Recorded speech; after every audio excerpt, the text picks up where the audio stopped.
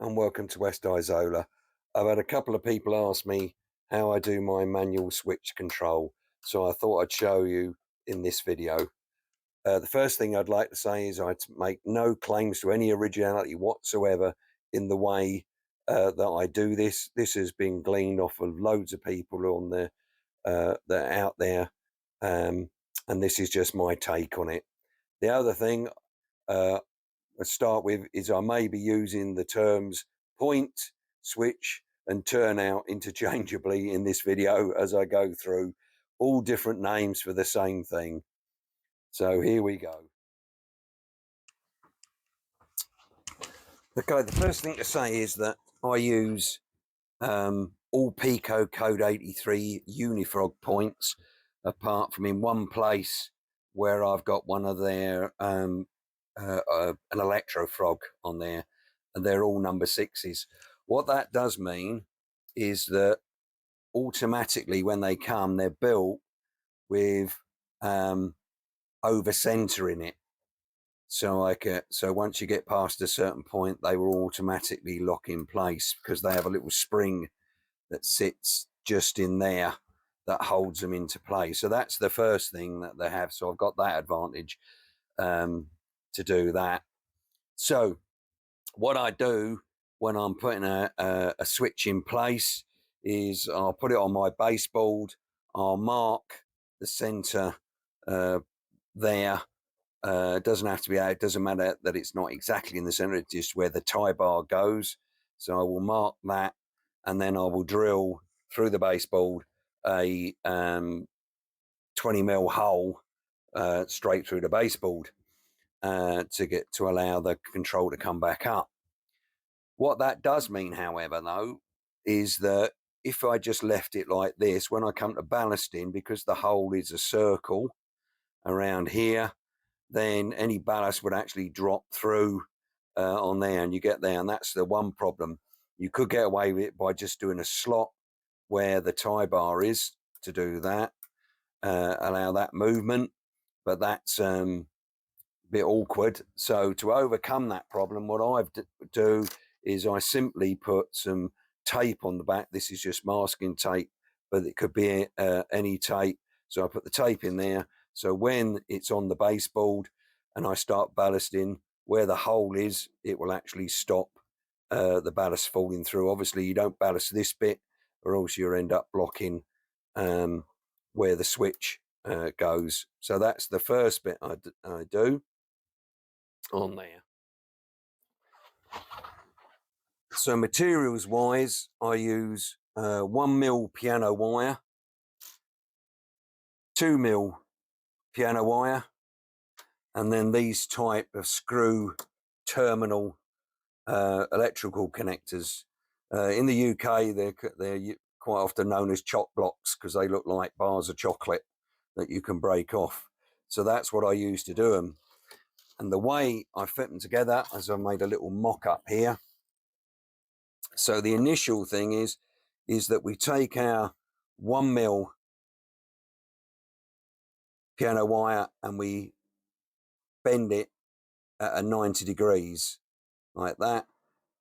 That is what will come up and actually go and fit in to the tie bar of the switch. So as we move this will then go move the switch above it. So that's bent up at 90 degrees. It's then put into a couple of these that have been cut off on there, as you can see. So it's put into there. And then the other two is actually where the 2mm piano wire goes. So this part here is actually free to move. So the piano wire and these two are free to move. This is fitted onto the baseboard. So this acts as a slider underneath the baseboard. So the baseboard would be on top of all this. And this bit, which is actually one of these cut out, just acts as an end stop, so you can't pull the piano wire all the way out on there. At the other end, I simply drill a hole through my fascia here So now we've got the little setup here. This is fixed firmly to the baseboard. This is a fascia. So these can now move backwards and forwards on there with the switch on top of there. So this one here is screwed underneath, and I can slide it backwards and forwards, and this will be held by the baseboard. So that's the basic setup there. And then this is what I put on the end. Simply drill a hole in it, push it on, and glue it in place. And what I try and do is I set this so that obviously when this is pushed, zooming out, this is our switch, that when this is pushed all the way in and flicks that switch over, then there's a slight gap between the ball and the baseboard, and then coming out, when I pull it out, the stop will again have a slight gap there to make sure, and there, so it limits the range that we have, but just enough to actually flip these backwards and forwards. So to show this actually the way it's actually on the baseboard, this is actually my list out section that I have, which actually has the Y on it. So here we've got the wooden ball. This one's not been painted, but it's there. Here we've got the 2mm coming through there. This is the fitted to the baseball. This is our end stop, and here's the 2 with the Y going through the hole. This one's a slightly smaller hole.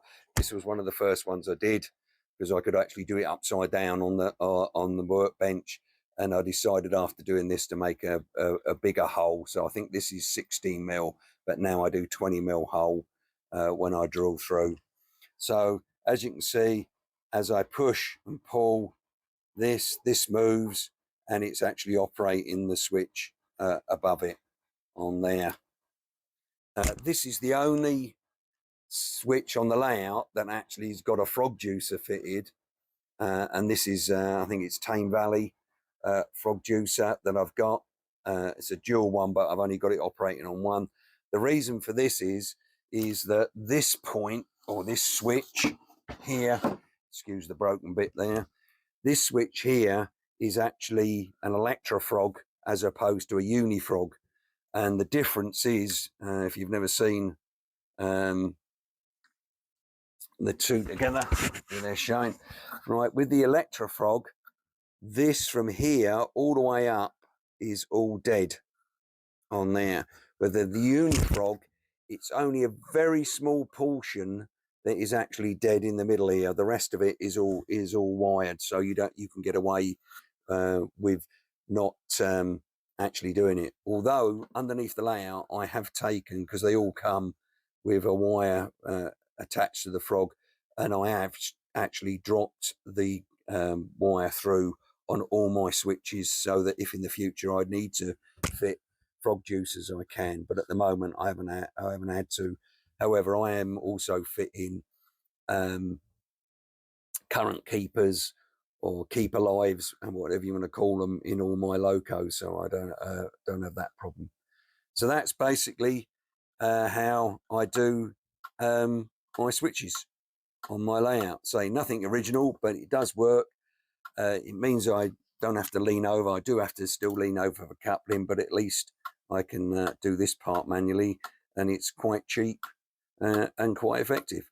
So I hope that's been of some use. Thank you.